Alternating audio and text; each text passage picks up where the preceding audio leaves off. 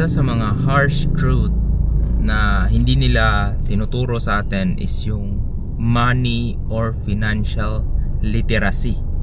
So dapat sa bawat Filipino is included yan sa curriculum ng money literacy or financial literacy. Kasi ang dami ngayong tao na hindi talaga marunong mag-manage when it comes to finances. Yep, marami tayong mga traps na ino-offer yung economy natin. Napakaraming distraction na ino-offer. Like, spend now, pay later. Yes, isa yun sa mga money traps na nagkakaroon tayo na obligadong mangutang. Aside dito is yung lifestyle natin. Dapat kasi sa tingin ko,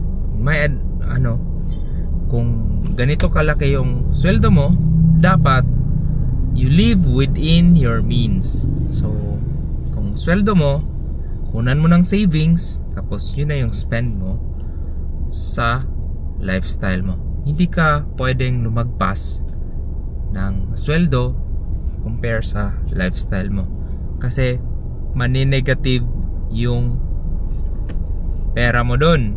When it comes to negative, ibig sabihin every month meron ka ng utang.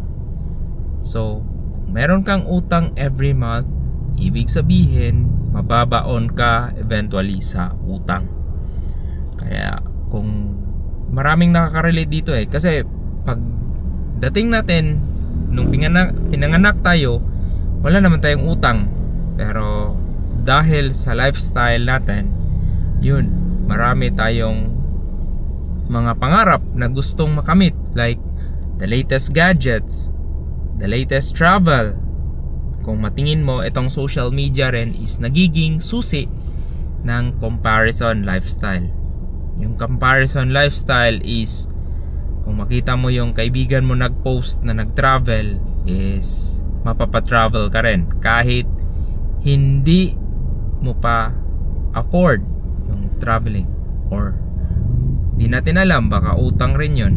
Kaya as much as possible, yun yung dapat nating ma-learn sa school, in which hindi rin nila tinuturo. Bakit? Pag marunong tayo mag-manage ng pera, wala nang gastador, kasi lahat nalalearn na. Kung titingnan mo yung mga other foreigners, like hindi talaga sila nangungutang. So yung lifestyle ng America is yun yung credit to credit, or you're living paycheck to paycheck, yung tinatawag nila. Naghihintay ka talaga ng sweldo para masustain. Kaya ugali na kasi yan minsan kung anong nakita mo sa parents, yun yung susundin ng mga anak. Kaya isa yun sa mga kailangan nating baguhin as responsible Filipinos para ma-manage natin properly yung pera. Isa ito, kahit nga malaki yung sweldo mo, 200k, kung meron kang certain amount na tinatawag na yung fund na yun, yung tinatawag na trust fund, or yung tinatawag na kasama kasi yung emotion mo dyan yung meron silang tinatawag na emotional funds na magsasabi sa sarili mo na kaya mong buhayin yung sarili mo kahit wala kang trabaho ngayon, mawalan ka ng trabaho ngayon within 6 months.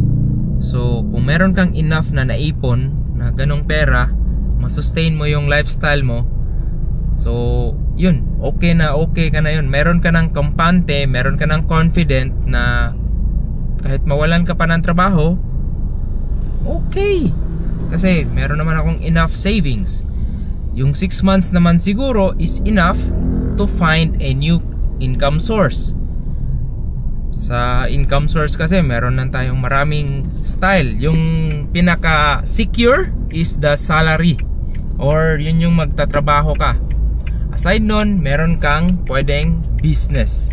Pag business, pwede kang mag-offer ng serbisyo. Like kung meron kang talent, like photography, pwede mo yun i-offer, then i-monetize mo sa mga yun. So another topic po yun, aside sa monetization. So yun lang, siguro yun yung breakaway ko for today, na realization na dapat financial literacy should be top priority for the kids. So ibig sabihin yun, i-educate na natin, teach them young when it comes to financial, para yun nga, ma-manage nila when it comes to pagdating na sa tamang panahon, na kahit ma-manage mo yung maliit na amount, pagdating sa malalaking amount, mas madaling i-manage compare sa kung hindi mo ma-manage yung maliit na amount. Mas mahirap i-manage yung malalaking amount, kasi dito na yun papasok yung lifestyle inflation. Ito na yung pag since maraki na yung perang hinahawak mo, dito na papasok yung bibili ka ng mga mamahaling gamit kung hindi mo talaga siya na control. Okay? So rock on, Filipino financial literacy. Kailangan nyo yan. Yeah.